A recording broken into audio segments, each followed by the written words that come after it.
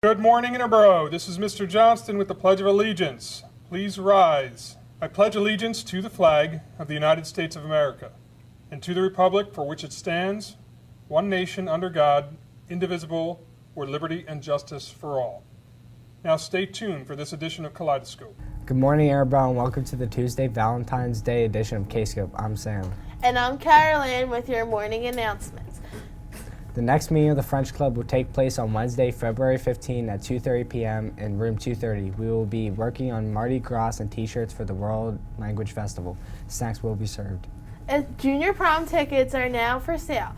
All tickets must be purchased in room 121 before or after school. Any student needing a form or non-Interboro date must see Miss Moore in 121 as soon as possible. Tickets are $55 and sales are until March 10th. No exceptions. Attention seniors, information about ordering the 2017 yearbook and placing baby ads and graduatory ads was recently distributed in senior homerooms. Please take special note that the deadline for placing baby ads and graduatory ads is Wednesday, March 22nd and needs to be done online. Check the high school website for details or the flyers distributed in homerooms. The deadline for ordering a yearbook online and paying with a credit card is April 19th. Those who wish with cash may check from now until May 15th. After May 15th, only cash will be accepted. For more information, please see Senora Feller in room 228. Seniors applying to college, if you have not completed your FAFSA free application for student aid, then you must do so immediately. For some colleges, the deadline is February 15. If you want to be eligible for financial aid, you can complete it at fasfa.ed.gov. with your parent guardian's 2015 tax information. Did you fill out a mathematics form in homeroom? If so, they are now on sale. You can purchase your results for only $3 and all tickets this week only. Find your way out and who is your top match is today. Latin Club will meet next Wednesday, February 22nd at 2:30 in room 231. Be there or be conquered. Let's take a look at our Black History Fact of the Day. Two men we'll be honoring as part of Black History Month today are Booker T. Washington and W.E.B. Du Bois.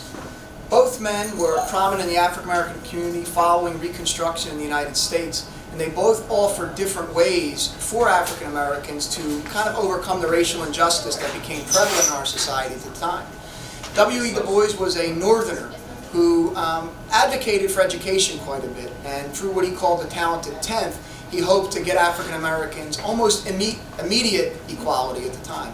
Whereas Booker T. Washington, a former slave and Southerner, wanted African Americans to sort of come about gradually and gain their equality in a little bit more of a slow pace, which W.E.B. Du Bois kind of characterized as an accommodationist perspective.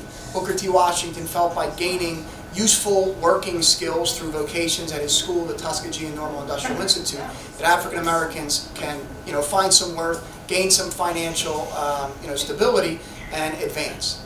Here's a short video about both men.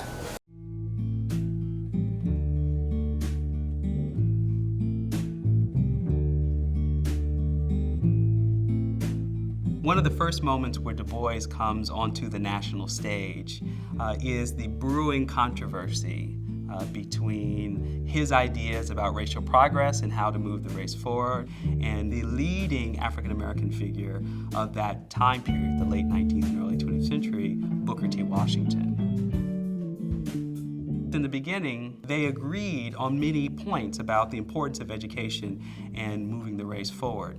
It turns out, though, that because Du Bois was northern born and had access to some of the best schools in New England and really was encouraged to think broadly, it's been part of his elite graduate education, being trained in Berlin, working with Max Weber. By contrast to Booker T. Washington, who was self-educated, a very gifted and talented man, but he was born as a slave. That fundamental difference certainly shaped their sense of change over time. The life that Booker T. Washington eventually led as the leading, most recognized figure of African American society meant that his expectations for what the white race was willing to do on behalf of black people were very different than of Du Bois. You could say Du Bois was a utopian idealist in some respects, and Booker T. Washington was a pragmatist. better known as an accommodationist. And so it set up an ongoing debate.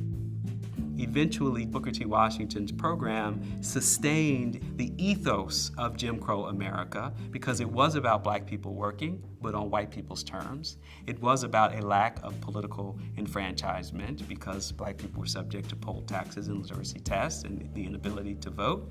And it was ultimately about a form of second-class citizenship that was segregated America.